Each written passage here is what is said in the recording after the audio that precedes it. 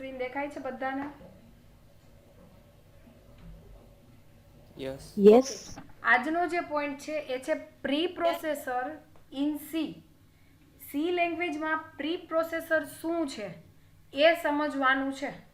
આપણે hash include stdio dot h, hash include conio dot h આ જે વસ્તુ લખીએ છીએ તો એમાં હેઝ ઇન્ક્લુડ શું છે એ સમજવાનું છે.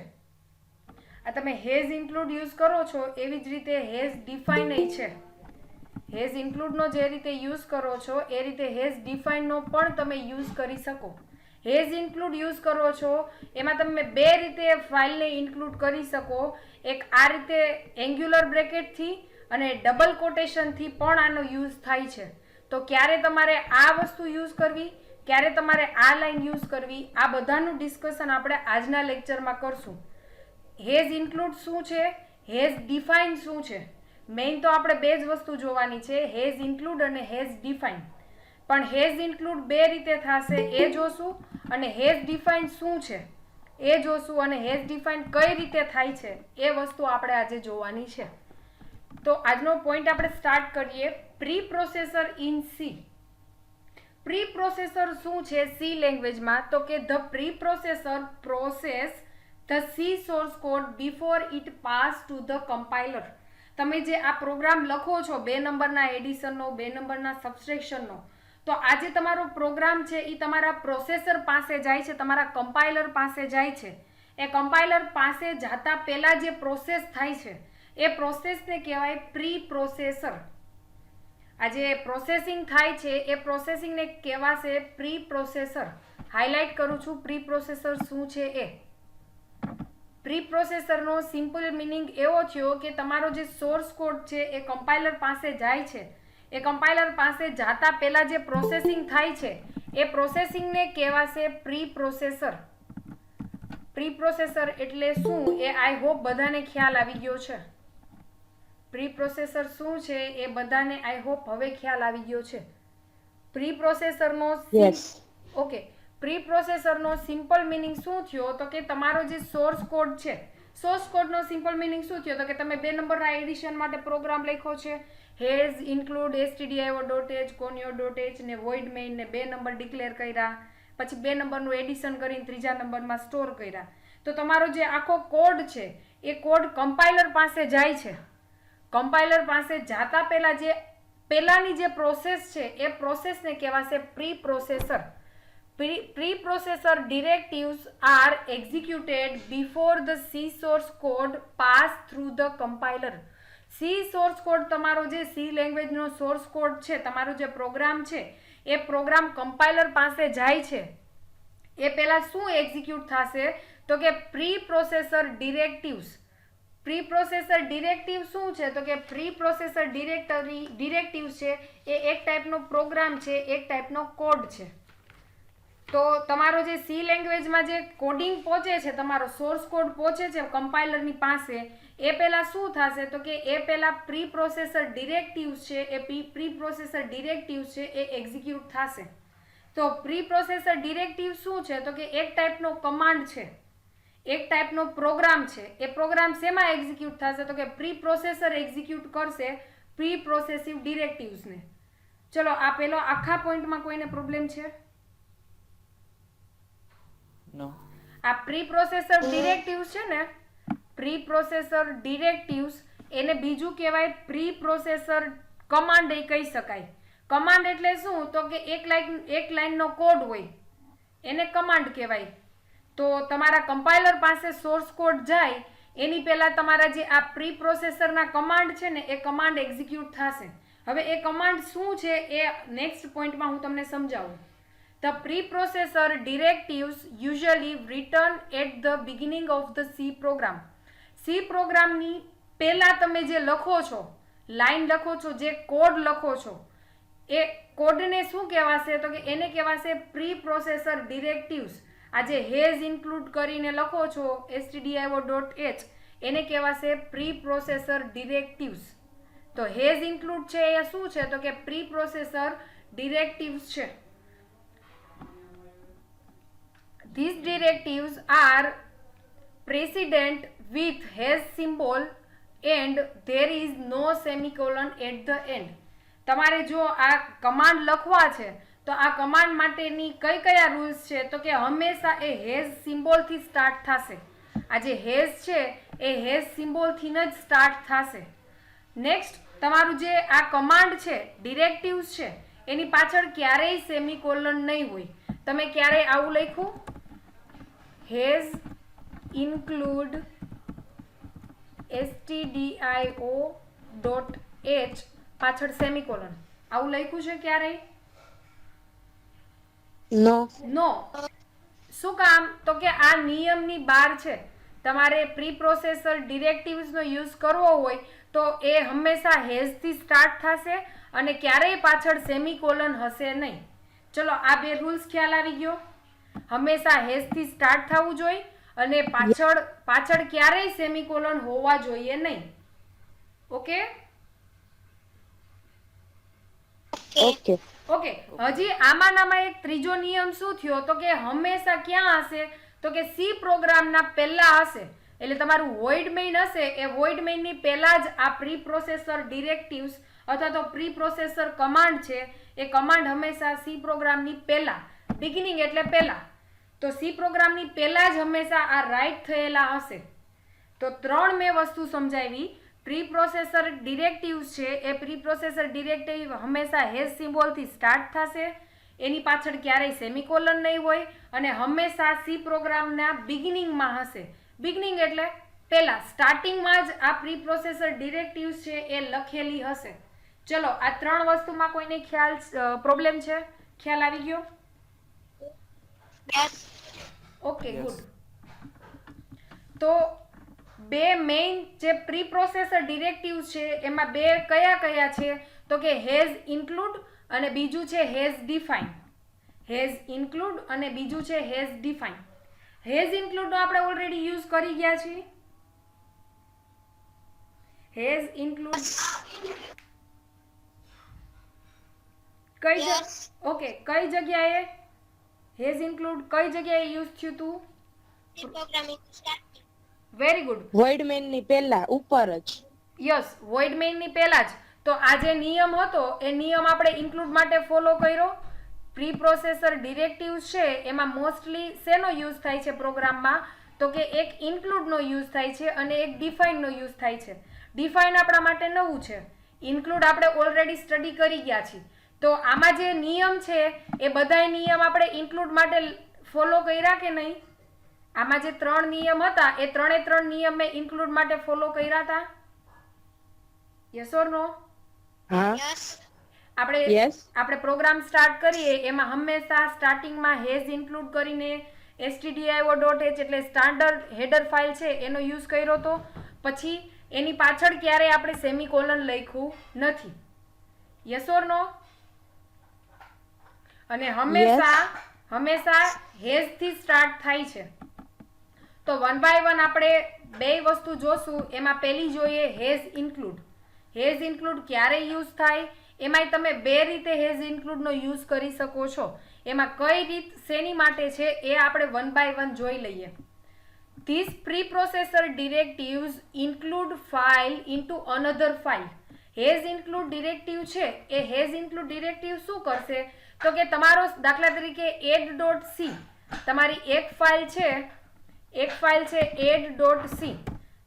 તો આ ફાઇલમાં તમે શું કરો છો? 2 નંબરનું એડિશન કરો છો. તો આ જ પ્રોગ્રામમાં તમે હેઝ ઇન્ક્લુડ stdio.h કરો છો તો ડાયરેક્ટ ઇનડાયરેક્ટ જે તમારી બીજી ફાઇલ છે એ બીજી ફાઇલને તમારી આ ફાઇલમાં એડ કરાવી અથવા તો ઇન્ક્લુડ કરાવી. ઇન્ક્લુડ કરવી અથવા તો એડ કરવી આ બે વસ્તુ આમ તો શું કહેવાય? સિમિલર કહેવાય. તો કે this pre processor ડિરેક્ટિવ્સ include A file into another file. Include તમારે જ્યારે એક ફાઇલમાં બીજી ફાઇલને એડ કરવી છે, ઇન્ક્લુડ કરવી છે, જોડાવી છે ત્યારે તમારે આ પ્રી પ્રોસેસર ડિરેક્ટિવ્સનો યુઝ થશે. તો આ એનો સિમ્પલ યુઝ થઈ ગયો. This simples cause the entire content of included file into our main program. આ સિમ્પલી શું કરશે તો કે તમે જે હેઝ ઇન્ક્લુડમાં જે ફાઇલ લખી છે એ ફાઇલનો જેટલો કન્ટેન્ટ છે એ આખો કન્ટેન્ટ તમારા જે મેઇન પ્રોગ્રામમાં છે એ મેઇન પ્રોગ્રામમાં ઇન્ક્લુડ કરી દેશે, એડ કરી દેશે. તો તમે જ્યારે હેઝ ઇન્ક્લુડ stdio.h કરો છો ને ત્યારે તમારા stdio.h હેડર ફાઇલમાં જેટલો કન્ટેન્ટ છે એ કન્ટેન્ટ બધોય તમારી જે મેઇન ફાઇલ છે, દાખલા તરીકે મારી ફાઇલનું નામ add.c છે, તો add.c માં જેટલો ઓલી ફાઇલનો કન્ટેન્ટ છે એ આખો એ ફાઇલનો કન્ટેન્ટ તમારા મેઇન પ્રોગ્રામમાં આવી જશે. This preprocessor is used for including the header file into our program or to include any other files. આ એનો સિમ્પલ યુઝ થયો. તમારું જે આ પ્રોસેસર છે પ્રીપ્રોસેસર, એનો સિમ્પલ યુઝ શું થયો તો કે તમારે જ્યારે કોઈ હેડર ફાઇલનો યુઝ કરવો હોય, હેડર ફાઇલને ઇન્ક્લુડ કરવી હોય ત્યારે તમારે આ ઇન્ક્લુડ વાળી જે પ્રીપ્રોસેસર ડિરેક્ટિવ છે એનો યુઝ કરવાનો રહેશે. અથવા તો તમારે કોઈ બીજો પ્રોગ્રામ છે, દાખલા તરીકે મારી પાસે 2 પ્રોગ્રામ છે, એમાં એક પ્રોગ્રામ છે એ એડિશનનો છે, એક ફાઇલ એડિશનની છે, બીજી ફાઇલ સબસ્ટ્રેક્શનની છે. તો મારા સબસ્ટ્રેક્શનની ફાઇલ છે એ ફાઇલમાં મારે એડિશનની ફાઇલને યુઝ કરવી છે, તો ત્યારે તમારે આ હેઝ ઇન્ક્લુડનો યુઝ કરી શકો. તો હેઝ ઇન્ક્લુડ શું કરશે તો કે તમારા સબસ્ટ્રેક્શનની ફાઇલ છે એમાં તમારી એડિશનની ફાઇલને ઇન્ક્લુડ કરાવશે. તો હેઝ ઇન્ક્લુડ તમે 2 રીતે યુઝ કરી શકો. એક તો હેડર ફાઇલને ઇન્ક્લુડ કરાવવા માટે કે જે સિસ્ટમની ડિફોલ્ટ વસ્તુ છે એને, અને બીજી છે તમારી કોઈ પ્રોગ્રામ છે, તમારા એક કરતાં વધારે પ્રોગ્રામ છે જે યુઝરે બનાવેલા પ્રોગ્રામ છે, એ પ્રોગ્રામને તમારે ઇન્ક્લુડ કરવા હોય તો તમે આ હેઝ ઇન્ક્લુડનો યુઝ કરી શકો. તો it can be return in 2 way. તમારે આ વસ્તુ લખવી છે તો તમે આ વસ્તુ 2 રીતે લખી શકો. એક પહેલી રીત આ છે, હેઝ ઇન્ક્લુડ તમે આ રીતે લખી શકો, અથવા તો હેઝ ઇન્ક્લુડ તમે આ રીતે પણ લખી શકો. હવે આ બેમાં ફેર શું છે, કઈ વસ્તુ ક્યારે યુઝ થાય એ તમને 1 by 1 હું એક્સપ્લેન કરું. પણ અત્યાર સુધીમાં કોઈને પ્રોબ્લેમ છે? ઇન્ક્લુડ છે એ ઇન્ક્લુડ ક્યારે યુઝ થાય, ઇન્ક્લુડ શું કરશે? ચલો આ 2 વસ્તુ ખ્યાલ આવી ગઈ. ઇન્ક્લુડ શું છે? ઓકે, ઇન્ક્લુડ છે એ જ્યારે તમારે હેડર ફાઇલ છે એ હેડર ફાઇલને ઇન્ક્લુડ કરાવી છે તમારા પ્રોગ્રામમાં, તો એ ટાઈમે તમારે ઇન્ક્લુડ સ્ટેટમેન્ટનો યુઝ થશે, પ્રીપ્રોસેસર ડિરેક્ટિવનો યુઝ થશે. નેક્સ્ટ, દાખલા તરીકે કોઈ વ્યક્તિનો પ્રોગ્રામ છે, એ પ્રોગ્રામને તમારે તમારા પ્રોગ્રામમાં ઇન્ક્લુડ કરાવવો છે, એડ કરાવવો છે, તો એ ટાઈમે તમારું ઇન્ક્લુડ સ્ટેટમેન્ટ છે, પ્રીપ્રોસેસર ડિરેક્ટિવ છે, એનો યુઝ થશે. તો 2 રીતે યુઝ કરી શકશો. એક તમે આ રીતે યુઝ કરશો, અથવા તો બીજું ડબલ કોટેશનમાં યુઝ કરશો, તો આ રીતે પણ એનો યુઝ થાય. હવે એ બેમાં ફેર શું છે એ જોઈ લઈએ. The main difference between these two is has include file name include file from only specific location. તમે જ્યારે આજે આનો યુઝ કરો છો, આ ટાઈપના ઇન્ક્લુડ સ્ટેટમેન્ટ યુઝ કર્યું છે, તો તમારે જે સ્પેસિફિક લોકેશન ઉપર જે ફાઇલ છે એ સ્પેસિફિક લોકેશન ઉપરની જે ફાઇલ છે એને ઇન્ક્લુડ કરશે.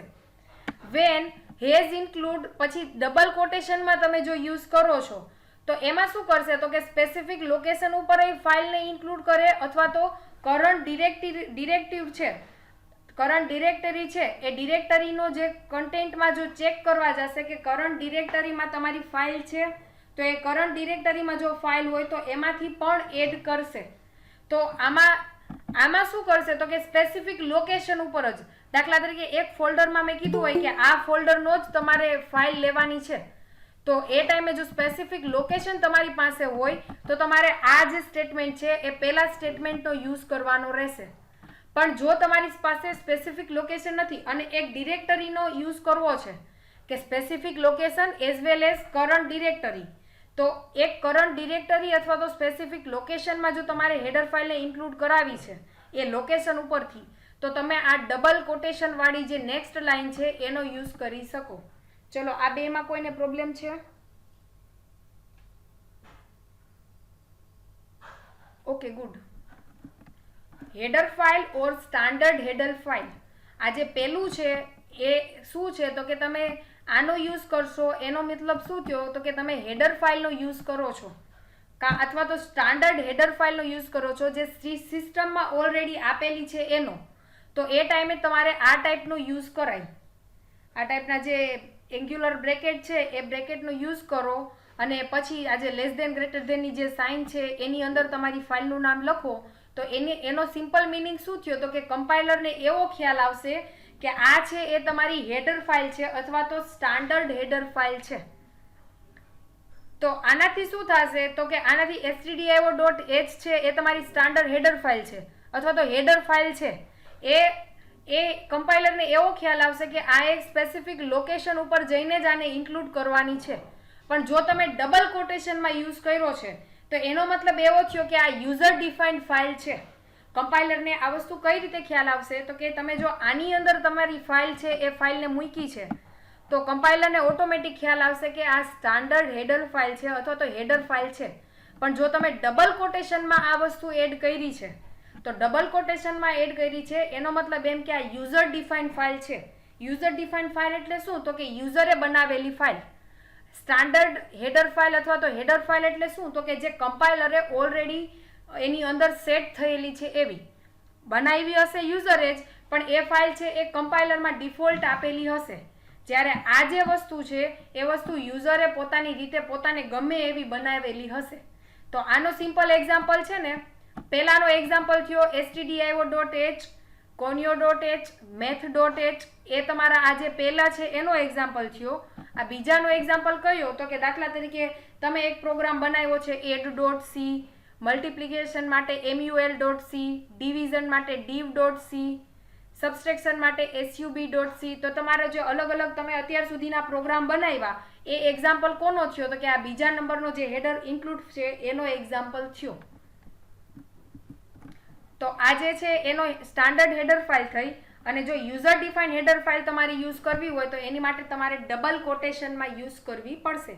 તો કે when a program become very large, user defined file ક્યારે યુઝ થશે તો કે જ્યારે તમારો પ્રોગ્રામ એક કરતાં વધારે પાર્ટમાં ડિવાઈડ થયેલો હોય, બહુ જ મોટો હોય, લાર્જ હોય. It is good practice to divide it into smaller file and include whenever needed. દાખલા તરીકે તમારો પ્રોગ્રામ છે એ બહુ જ મોટો છે. તમારા પ્રોગ્રામમાં અત્યારે તમે 3-4 લાઈન લખી છે પણ આની કરતાં તમારો એક પ્રોગ્રામ 500 લાઈનનો છે. એ 500 લાઈનના પ્રોગ્રામમાં એ વસ્તુ તમને એરર ફાઇન્ડ કરવી બહુ જ અઘરી પડશે. તમારે એ પ્રોગ્રામ સમજવો એ બહુ અઘરો પડશે. તો એ 500 લાઈનનો પ્રોગ્રામ છે એને હું ડિવાઈડ કરું છું. એક પ્રોગ્રામ બનાવું એમાં 500 લાઈનમાંથી 100 લાઈન હું એક પ્રોગ્રામમાં એડ કરું. બીજો પ્રોગ્રામ એવો બનાવું કે એમાં જે 500 લાઈનમાંથી પછીની જે 100 લાઈન છે એ હું બીજા પ્રોગ્રામમાં એડ કરું. એવી રીતે 500 લાઈનના પ્રોગ્રામને હું ડિવાઈડ કરું છું 5 પ્રોગ્રામમાં. તો આ જે 100 લાઈનનો પ્રોગ્રામ સમજવો સહેલો પડશે કે 500 લાઈનનો પ્રોગ્રામ સમજવો સહેલો પડશે? કયો ઈ? વેરી ગુડ, 100 વાળો. તો યુઝર ડિફાઇન્ડ ફાઇલ ક્યારે યુઝ થશે તો કે જ્યારે તમારો પ્રોગ્રામ બહુ અઘરો હશે, બહુ લાર્જ હશે, બહુ મોટો હશે. તો એ ટાઈમે તમારે શું કરવાનું તો કે તમારા પ્રોગ્રામને નાની નાની ફાઇલમાં ડિવાઈડ કરો. હવે એક પ્રોગ્રામ એવો બનાવવાનો કે જે તમારી 5 ફાઇલ છે ને એ 5 ફાઇલ એમાં યુઝ કરો. તો ડાયરેક્ટ ઇનડાયરેક્ટ તમારો જે એક પ્રોગ્રામ છે એ સાવ સહેલો બનશે. ઓલો એક આરે 500 લાઈન એડ કરી દો અને એનો યુઝ કરો એ બહુ વસ્તુ કોમ્પ્લિકેટેડ થશે. તો ડાયરેક્ટ ઇનડાયરેક્ટ તમારો લાર્જ પ્રોગ્રામ છે એને તમારે જ્યારે સ્મોલ પાર્ટમાં ડિવાઈડ કરવો છે અને એ સ્મોલ પાર્ટને તમારે તમારા પ્રોગ્રામમાં યુઝ કરવો છે તો એ ટાઈમે તમે જે આ બીજું સ્ટેટમેન્ટ છે આ બીજી રીતે તમે આનો યુઝ કરી અને તમે જે એ પ્રોગ્રામ છે એ યુઝરે બનાવેલો પ્રોગ્રામ એક્સેસ કરી શકશો. ડબલ કોટેશનનો યુઝ કરી ફાઇલનું નામ પાસ કરવાનું. તો પહેલી વાર મારું ફાઇલનું નામ છે એ દાખલા તરીકે આવું થયું ઇન્ક્લુડ, ડબલ કોટેશનમાં હું યુઝ કરું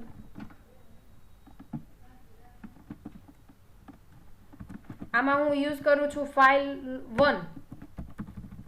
એવી જ રીતે હું ફરીથી ઇન્ક્લુડ કરીશ અને આમાં યુઝ કરું છું ફાઇલ 2. તો આવી રીતે તમે તમારા અલગ અલગ ફાઇલ છે એ ફાઇલને યુઝ કરી શકશો. ચલો, આમાં કોઈને પ્રોબ્લેમ છે? યુઝર ડિફાઇન્ડ ફાઇલ અને હેડર ફાઇલ. હેડર ફાઇલ એટલે કેવી ફાઇલ કે જે બાય ડિફોલ્ટ સિસ્ટમમાં આપેલી જ હશે, જે સિસ્ટમમાં ઓલરેડી હશે, જેનો તમારે ખાલી યુઝ કરવાનો છે. યુઝર ડિફાઇન્ડ ફાઇલ એટલે કેવી ફાઇલ તો કે યુઝરે પોતાની રીતે પોતાને જે જરૂર છે એ રીતે બનાવેલી ફાઇલ કે જેમાં યુઝર ગમે ત્યારે એમાં ચેન્જીસ કરી નાખે એવી ફાઇલ. હેડર ફાઇલમાં તમે ક્યારેય ચેન્જીસ કરવા જવાય નહીં, જ્યારે યુઝર ડિફાઇન ફાઇલમાં તમે ઇઝીલી ચેન્જીસ કરી શકશો. ઓકે, આઈ હોપ આમાં કોઈને પ્રોબ્લેમ નથી. હેડર ફાઇલ અને યુઝર ડિફાઇન ફાઇલ ક્લિયર છે? Yes. Okay Yes. Yes. Okay, તો અત્યાર સુધીમાં કોઈને પ્રોબ્લેમ છે? તો તમારું જે એંગલ બ્રેકેટમાં છે, ઓકે, તમારું જે એંગલ બ્રેકેટમાં પાસ કરેલી ફાઇલ હોય એ તમારી હેડર ફાઇલ હોય, અને જે ડબલ કોટેશનમાં પાસ કરેલી ફાઇલ હોય તો એ ડબલ કોટેશનમાં જે હેડર ફાઇલ પાસ કરેલી હોય એ તમારી યુઝર ડિફાઇન્ડ ફાઇલ હોય. યુઝર ડિફાઇન એટલે શું? તો કે યુઝરે પોતાની મેળે જે વસ્તુ બનાવી છે એની માટે ફાઇલ બનાવી હોય એને કહેવાય યુઝર ડિફાઇન ફાઇલ. એ યુઝર ડિફાઇન ફાઇલમાં તમે અત્યાર સુધી જેટલા પ્રોગ્રામ કર્યા છે એ બધા યુઝર ડિફાઇન ફાઇલમાં આવે. Okay okay. ઓકે, તો અત્યારે મેં જે ડિસ્કશન કર્યું ને એ વસ્તુ અહીંયા લખેલી છે. Therefore double quotation is usually use for a header file which you have written. Double કોટેશનમાં કયા ટાઈપની ફાઇલ હશે? તો કે જે તમે લખેલી હશે એ. હવે આ જે એંગલ બ્રેકેટમાં લખેલી ફાઇલ છે એ usually use for a header file which are provide by library. જે તમારા લાઇબ્રેરીએ જે પ્રોવાઈડ કરેલી ફાઇલ હશે એ ફાઇલનો તમારે યુઝ કરવો હોય તો કે તમારે આ બ્રેકેટ એંગ્યુલર બ્રેકેટ છે અથવા તો એંગલ બ્રેકેટનો યુઝ કરવાનો રહેશે કે જે લાઇબ્રેરીએ પ્રોવાઈડ કરેલી છે એ. યુઝરે બનાવેલી ફાઇલ હોય તો એની માટે ડબલ કોટેશન. ચલો, આમાં કોઈને કન્ફ્યુઝન છે? નો. ઓકે, ચલો હવે મને જવાબ આપો. ફોર એન એક્ઝામ્પલ, મારી ફાઇલ છે conio.h. તો conio.h હેડર ફાઇલમાં મારે શેનો યુઝ કરવાનો? આ ફર્સ્ટનો કે સેકન્ડનો? ફર્સ્ટ નો. First. Very good. મારી એક ફાઇલ છે, આજે મેં 2 નંબરના એડિશનની ફાઇલ બનાવી છે, એ ફાઇલનું નામ છે add.c. તો આ ટાઈમે કઈ ફાઇલ યુઝ કરવાની? User define. User defined. User define. Very good. First કે second? Second. Second. Very good, very good, perfect answer. ચલો, એક એક્ઝામ્પલ આપું. stdio.h આ હેડર ફાઇલનો યુઝ મારે ક્યારે કરવાનો? ફર્સ્ટમાં કે સેકન્ડમાં? First. ફર્સ્ટમાં. શું કામ? First. શું કામ? હેડર ફાઇલ છે એટલે ડિફોલ્ટ હોય જ. Very good. ડિફોલ્ટ લાઇબ્રેરીમાં આપેલી છે એટલે. ઓકે, ચલો, Okay. Very good. તો જો આ .h એક્સટેન્શન આપો છો એનો મતલબ એવો થયો કે ઈ હેડર ફાઇલ છે, જે આપણે ઓલરેડી ડિસ્કસ કરી ગયા છીએ કે .h જેની પાછળ હોય એનો સિમ્પલ મિનિંગ એવો થયો કે ઈ એક હેડર ફાઇલ છે. reflect the fact that include directives usually sit at the top of your source file and contain global declaration and definition which you would otherwise the put there. આનો simple meaning આ શું કહેવા માંગે છે કે આ જે .h જે એક્સટેન્શન તમે યુઝ કરો છો એનો સિમ્પલ મિનિંગ થયો કે આ એક હેડર ફાઇલ છે. અને એક ફેક્ટ શું છે તો કે તમારે હેઝ ઇન્ક્લુડ હંમેશા કઈ જગ્યાએ યુઝ કરવાનું? તો કે તમારા જે પ્રોગ્રામ છે એના ટોપમાં. એનો સિમ્પલ મિનિંગ શું થયો તો કે તમે તમારા આખા પ્રોગ્રામમાં આ જે ટોપમાં યુઝ કરેલું છે એ ડિક્લેરેશન ગ્લોબલી તમે યુઝ કરશો એટલે આખા પ્રોગ્રામમાં હવે તમે ગમે ત્યાં આ વસ્તુનો યુઝ કરી શકશો, આ ફાઇલનો યુઝ કરી શકશો. એટલે જ મારે printf અને scanfનો યુઝ કરવો હોય તો મારી જે લાઇબ્રેરી હેડર ફાઇલ છે એ હેડર ફાઇલને હું શું કરું છું? સ્ટાર્ટિંગમાં જ ડિક્લેર કરી દઉં છું. જો એ વસ્તુ સ્ટાર્ટિંગમાં ન લખી હોય તો મને printf અને scanf ફંક્શન છે એ યુઝ કરવા દેશે નહીં. ચલો, આમાં કોઈને પ્રોબ્લેમ છે? Okay, No. આ એક પોઈન્ટ રહી ગયો. તો આ નોટ શું કહે છે? if the file is enclosed with angular bracket the file is search for the standard compiler include path. જો તમારી ફાઇલ છે એ તમે એંગ્યુલર બ્રેકેટમાં એડ કરાવેલી હશે તો આ ફાઇલ છે એ કમ્પાઇલર કઈ જગ્યાએ ગોતવા જશે? તો કે જે તમારો કમ્પાઇલરનો સ્ટાન્ડર્ડ પાથ છે એ સ્ટાન્ડર્ડ પાથમાં જ ગોતવા જશે. પણ if the file is enclose with double quotation, જો તમારી ફાઇલ ડબલ કોટેશનમાં તમે ઇન્ક્લુડ કરી હશે તો તો એ શું કરશે તો કે એ સર્ચ કઈ જગ્યાએ કરશે તો કે કરંટ જે તમારી ડિરેક્ટરી છે એ કરંટ ડિરેક્ટરી અથવા તો કરંટ જે ફોલ્ડર છે એ ફોલ્ડરમાં એ ફાઇલ ચેક કરવા જશે. આ જસ્ટ ઇન્ફોર્મેશન પર્પઝ માટે છે. આ વસ્તુ ક્યાંય પૂછાતી નથી, પણ જસ્ટ તમને નોલેજ રહે એટલે. આ વસ્તુ એક્ઝામમાં ના લખો તોય ચાલે. આ સિમ્પલ શું કહેવા માંગે છે તો કે જે તમે આ રીતે ફાઇલ ઇન્ક્લુડ કરેલી હશે તો જે તમારું જે કરંટ ડિરેક્ટરી છે કે તમારું જે સ્પેસિફિક લોકેશન છે એ લોકેશન ઉપર ફાઇલ છે એ સર્ચ કરવા જશે.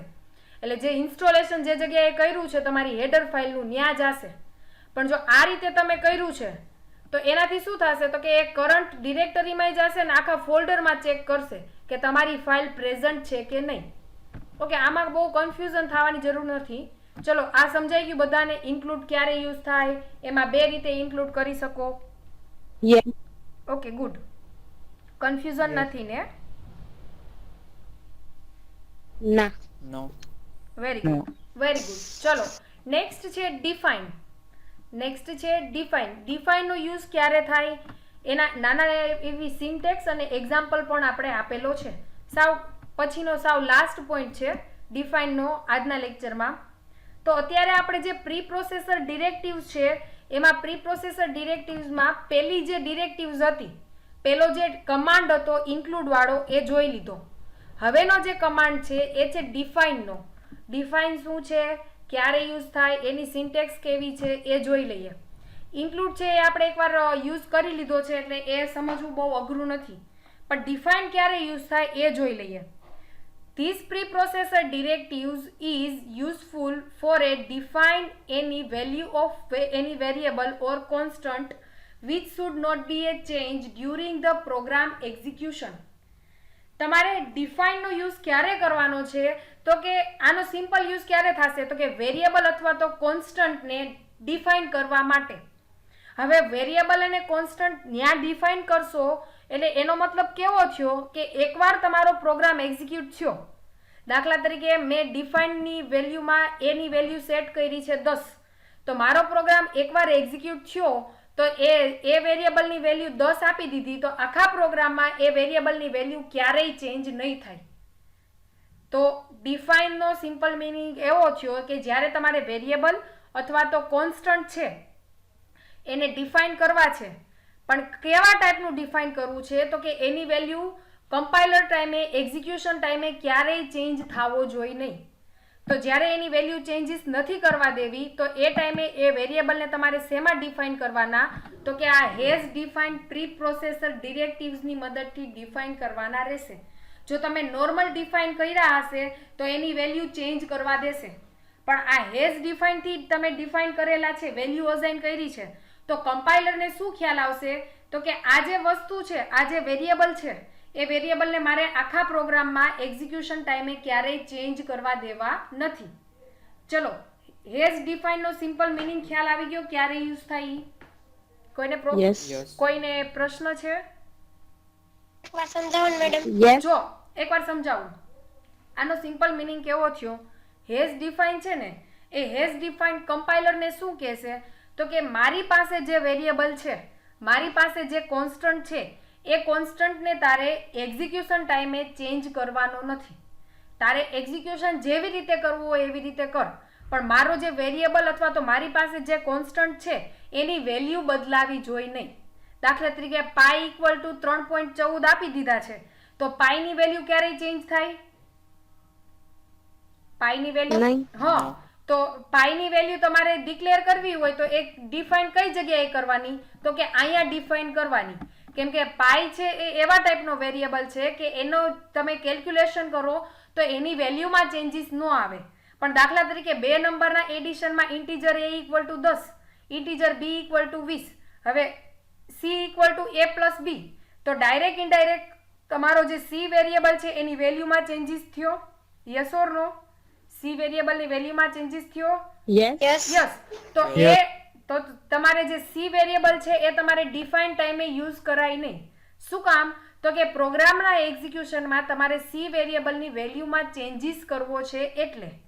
પણ જો તમારે કોઈ વેરિયેબલ છે એનો પ્રોગ્રામ એક્ઝિક્યુટ થાય છે પ્રોગ્રામ રન થાય છે અને તમારે વેરિયેબલની વેલ્યુમાં ચેન્જીસ નથી કરવો, તો જે વેરિયેબલની વેલ્યુમાં ચેન્જીસ નથી કરવો એ વેરિયેબલને તમારે ક્યાં ડિફાઇન કરવાનો?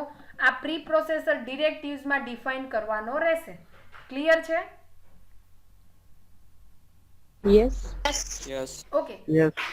વેન મેડમ, હા આ ડિફાઇન માં આપણે કરીએ એડિશન, તો એડિશન માં એનો આન્સર પ્રોપર આવે નહીં ને, કારણ કે વેલ્યુ ચેન્જ ના થાય તો. ના, વેલ્યુ ચેન્જ નહીં થાય ને પછી તમને કમ્પાઇલર એરર આપશે, કેમ કે આમાં તમે આ વેરિયેબલ દાખલા તરીકે ડિફાઇનની મદદથી એક વેરિયેબલ સી છે એ મેં ડિફાઇન કર્યો છે આમાં, અને હવે હું સી માં વેલ્યુ ચેન્જ કરું તો કમ્પાઇલર મને એરર જ આપશે, કેમ કે ડિફાઇનમાં જે વેલ્યુ છે એનો તમે ચેન્જીસ કરી શકો નહીં. ક્લિયર છે? નોર્મલ વેરિયેબલમાં Yes. ચેન્જ કરી શકો, પણ હેઝ ડિફાઇન થી જે ડિફાઇન કરેલું છે એમાં તમે ક્યારેય ચેન્જ કરી શકો નહીં. ઓકે? એટલે મેડમ આપણે એડિશન માં મલ્ટિપ્લિકેશન માં વાપરવાનું નહીં ને? ના, એમાં આનો યુઝ ન થાય. પણ દાખલા તરીકે કોઈ વેલ્યુ છે કે આખા પ્રોગ્રામમાં એક જ વેલ્યુ આપવી છે, દાખલા તરીકે તમે પાઈ છે, પાઈની વેલ્યુ 3.14 જ થાય, તો 3.14 ક્યારેય ચેન્જ નથી કરવાનો, તો એ તમારે ક્યાં અપાય? ડિફાઇનમાં અપાય. Okay? Okay. Okay. Fix value હોય તો જ ડિફાઇન નો યુઝ કરવાનો ને. હા, જેની તમારે એક્ઝિક્યુશન ટાઈમે વેલ્યુમાં ચેન્જ નથી કરવો, એ વેલ્યુ ફિક્સ જ રાખવી છે, તો એ ટાઈમે તમારે ડિફાઇન નો યુઝ થશે. Okay? Okay. When something is defined with the help of has defined, its value is stored in memory, and whenever the variable is used, the compiler directly put the value which is already defined before the main. આ has define છે એ કઈ જગ્યાએ use થશે? તો કે દાખલા તરીકે તમારા પ્રોગ્રામના સ્ટાર્ટિંગમાં તમે એક વેરિયેબલની વેલ્યુ આપી દીધી છે 10, અથવા તો પાઈની વેલ્યુ આપી દીધી છે 3.14. હવે વોઇડ મેઇન સ્ટાર્ટ થયું, તમારો પ્રોગ્રામ સ્ટાર્ટ થયો, તમારા પ્રોગ્રામમાં તમે જ્યારે પાઈ લખો છો તો એ ટાઈમે પાઈની વેલ્યુ તમારો કમ્પાઇલર શું આપી દેશે? ઓટોમેટિક 3.14 આપી દેશે. તો આ વસ્તુ રિસ્પોન્સિબિલિટી કોની થઈ? તો કે કમ્પાઇલરની થઈ. આ વસ્તુ ફરીથી સમજાવું. હેઝ ડિફાઇન થી મેં એક વેરિયેબલ ડિક્લેર કર્યો પાઈ, અને પાઈની વેલ્યુ આપી દીધી 3.14. હવે વોઇડ મેઇન થયું, તમારા પ્રોગ્રામમાં CLR આપ્યો, હવે મેં બે વેરિયેબલ ડિક્લેર કર્યા, વોટેવર. હવે મારા પ્રોગ્રામમાં મેં પાઈ છે એ પાઈ વેરિયેબલ યુઝ કર્યો, તો જેવો હું પાઈ વેરિયેબલ યુઝ કરીશ ને એટલે કમ્પાઇલર શું આપી દેશે? Value 3.14. Okay? Okay? Okay. Okay. ચલો, અહીંયા એક સિન્ટેક્સ અને એક્ઝામ્પલ આપેલા છે. The syntax of creating constant using has define. તમે કોઈ કોન્સ્ટન્ટ છે, કોઈ વેરિયેબલને ડિક્લેર કરો છો હેઝ ડિફાઇન થી, તો કઈ રીતે કરવો? તો કે હેઝ ડિફાઇન ની મદદથી તમે બે વસ્તુ ડિફાઇન કરી શકશો. એક તમારું વેરિયેબલ, અને એમાં એક વેલ્યુ પાસ કરો, અથવા તો તમે કોઈ એક્સપ્રેશન પાસ કરો. તમે કોન્સ્ટન્ટમાં બે વસ્તુ પાસ કરી શકશો, કાં કોઈ વેલ્યુ પાસ કરો અથવા તો કોઈ એક્સપ્રેશન પાસ કરો. તો 1 by 1 વેલ્યુ અને એક્સપ્રેશન કઈ રીતે યુઝ કરવા એ એક્ઝામ્પલ આપું, પણ આ આખી લાઈન સમજી લઈએ.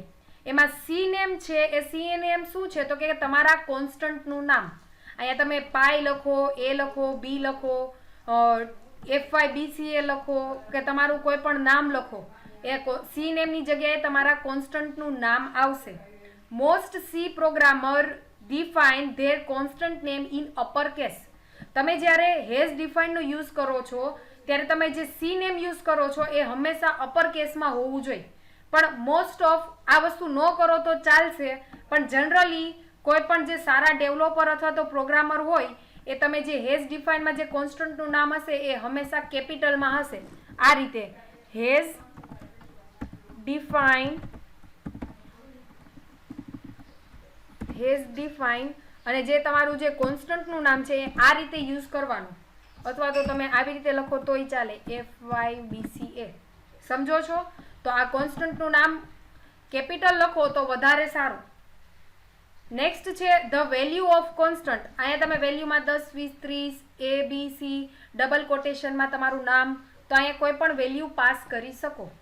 નેક્સ્ટ છે, જો તમારે વેલ્યુ પાસ નથી કરવી ને કોઈ એક્સપ્રેશન પાસ કરવું છે તો તમે એ એક્સપ્રેશનને પણ પાસ કરાવી શકો. expression was value is assigned to the constant, the expression must be enclosed in parenthesis. જો તમારે અહીંયા કોઈ એક્સપ્રેશન પાસ કરવું છે કે જેમાં કોઈ ઓપરેટરનો યુઝ થતો હોય તો એ હંમેશા આ રાઉન્ડ બ્રેકેટ અથવા તો પેરાન્થિસિસમાં પાસ કરવાનું રહેશે. હમણાં આનો એક્ઝામ્પલ બતાવું એટલે તમને આ વસ્તુ ટોટલી ક્લિયર થઈ જાય. ચલો આ નાનો એવો એક્ઝામ્પલ છે. અહીંયા મેં હેઝ, ડિફાઇન અને એજ. તો આ એજ છે એ મારા કોન્સ્ટન્ટનું નામ છે અને આ 10 છે એ એની વેલ્યુ છે. નેક્સ્ટ છે હેઝ ડિફાઇન એજ.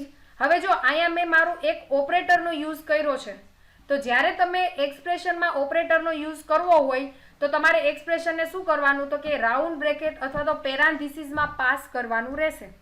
અહીંયા મેં આ ઓપરેટરનો યુઝ કર્યો છે, અહીંયા તમે આવી રીતે પણ યુઝ કરી શકો. તો એજની વેલ્યુ કેટલી થશે? અહીંયા એજની વેલ્યુ કેટલી થશે? 20 પ્લસ 22 એટલે 22. સમજો છો? તો તમે આ રીતે યુઝ કરી શકો અને આ રીતે પણ આનો યુઝ કરી શકો. ઓકે, ઓકે તો ઓકે. હેઝ ડિફાઇન ક્યારે યુઝ કરવું, ઇન્ક્લુડ ક્યારે યુઝ કરવું, પાછા ઇન્ક્લુડમાં એંગલ બ્રેકેટ અને ડબલ કોટેશન, તો ક્યારે કઈ વસ્તુ યુઝ કરવી આમાં ખ્યાલ આવી ગયો બધાને?